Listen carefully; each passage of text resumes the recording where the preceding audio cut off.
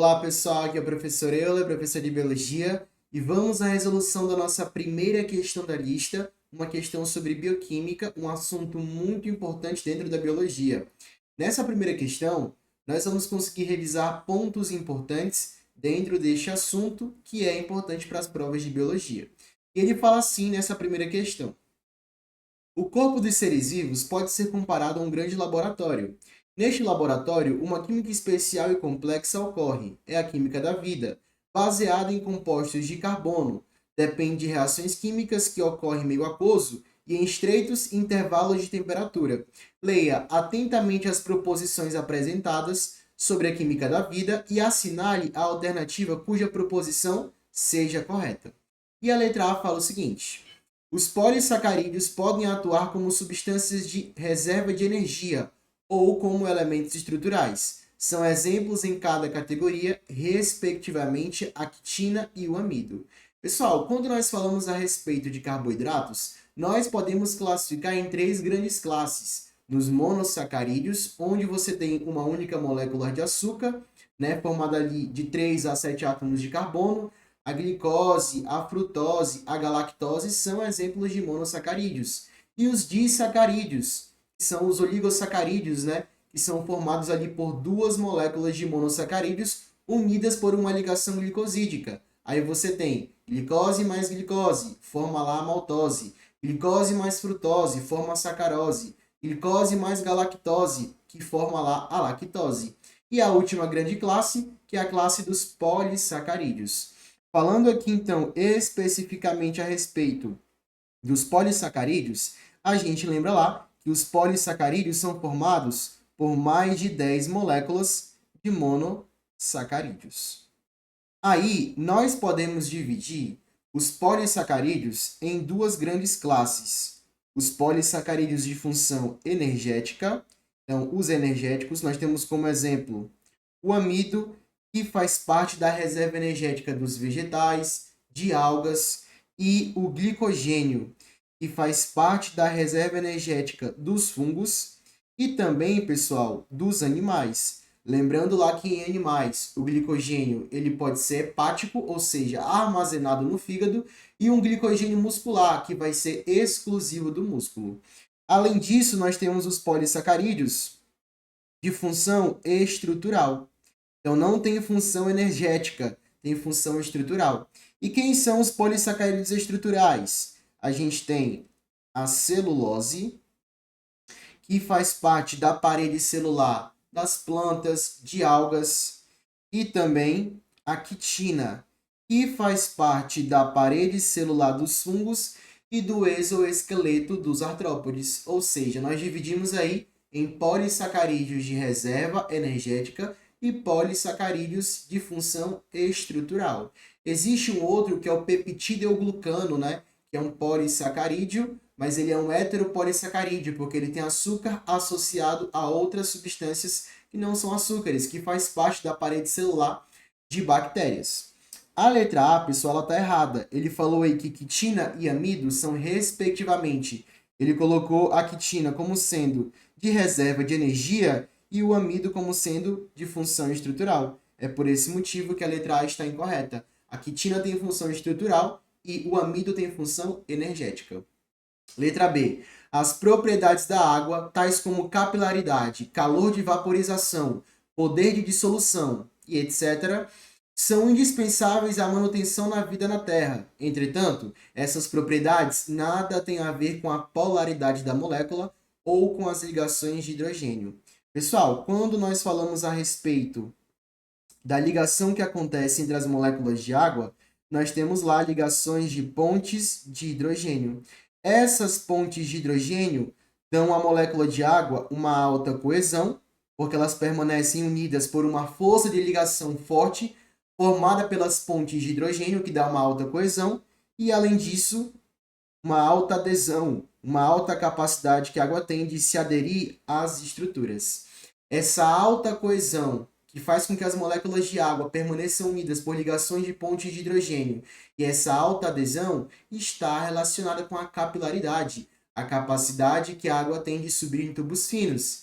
Isso, por exemplo, acontece quando a planta absorve água e sais minerais pelas raízes e conduz essa água e esses sais minerais através do xilema das raízes até as folhas. Como é que a água consegue subir contra a gravidade? Ela consegue subir contra a gravidade por conta da capilaridade. E a capilaridade está relacionada com a alta coesão e a alta adesão da molécula de água. Por conta do quê? Por conta das ligações químicas de pontes de hidrogênio.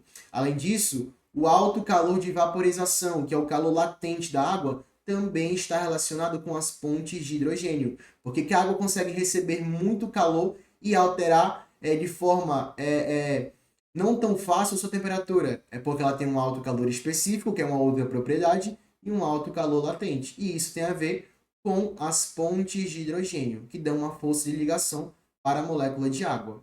Além disso, pessoal, o poder de dissolução, o solvente universal, tem relação com a polaridade da molécula. Ou seja, se a água consegue dissolver muitas substâncias que são polares, é porque ela também é polar. Por isso que essa alternativa, a letra B, ela está incorreta, pessoal. Essas propriedades, elas têm sim relação com a polaridade ou com as ligações de pontes de hidrogênio. Por isso que a letra B, ela é falsa. Lembrando que não são só essas três propriedades. Lembra das propriedades da água: tensão superficial, calor latente, calor específico, solvente universal e capilaridade. E a alta coesão e a alta adesão da molécula de água. São propriedades extremamente importantes. Letra C. A lipoproteína HDL colesterol remove o excesso de colesterol do sangue, transportando-o para o fígado, onde o colesterol é degradado e excretado na forma de sais biliares. Pessoal, essa alternativa que ele falou, está correta. O HDL, ele faz o quê? Remove o colesterol do sangue e transporta para onde? Para o fígado. Lembra, o HDL é uma lipoproteína que transporta colesterol das artérias para o fígado. O LDL é ao contrário, do fígado para as artérias. Então, ele remove colesterol das artérias, evita que esse colesterol se acumule ali e transporta para o fígado. E por que isso é importante? É porque no fígado, ele pega o colesterol e transforma em quê? Sintetiza sais biliares, que são emulsificadores de gordura que fazem parte lá do suco biliar, da bile, e além disso, sintetiza vitamina D, que também é importante para o nosso organismo, porque aumenta a absorção de cálcio no intestino. E para que eu produza vitamina D e sais biliares, eu preciso do quê?